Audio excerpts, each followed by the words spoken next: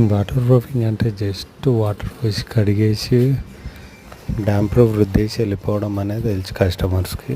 Water proofing అంటే major for cracks, patch works, ఇంకా క్లీన్గా డస్ట్ అనేది కడుక్కొని క్రాక్స్ అనేది మళ్ళీ రాకుండా ఉండాలంటే క్రాక్స్ మిషన్తో కట్ చేసుకుంటాం. కట్ చేసుకున్న తర్వాత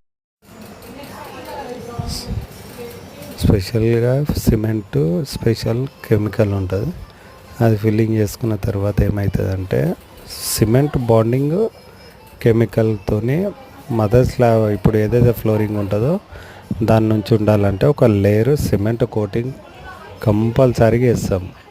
దాని తర్వాత ఏం చేస్తామంటే రూఫ్ సీల్ అనేది డాక్టర్ ఫిక్స్డ్ది, దాంతో మీకు కంపెనీ 7 years ఇస్తుంది. మేము చేసే వర్క్ కాబట్టి కస్టమర్స్కి 10 years గ్యారంటీ ఇస్తాం. ఇవే కాకుండా అపార్ట్మెంట్స్ అవుట్ సైడ్ క్రాక్స్ ఉంటాయి కదా, అవి మీకు అదైతే వన్ టైం ఇన్వెస్ట్మెంట్, మళ్ళీ క్రాక్స్ అనేటివి రావు. వాటర్ ప్రూఫింగ్ ప్లస్ ఇంకా అది పెయింటింగ్ కూడా చేపిస్తాం. ఈ బిల్డింగ్స్ వచ్చేసి అయితే మాత్రం మేజర్గా ఈ కంపెనీ వాళ్ళు డిజిటల్తో చెక్ చేస్తామని,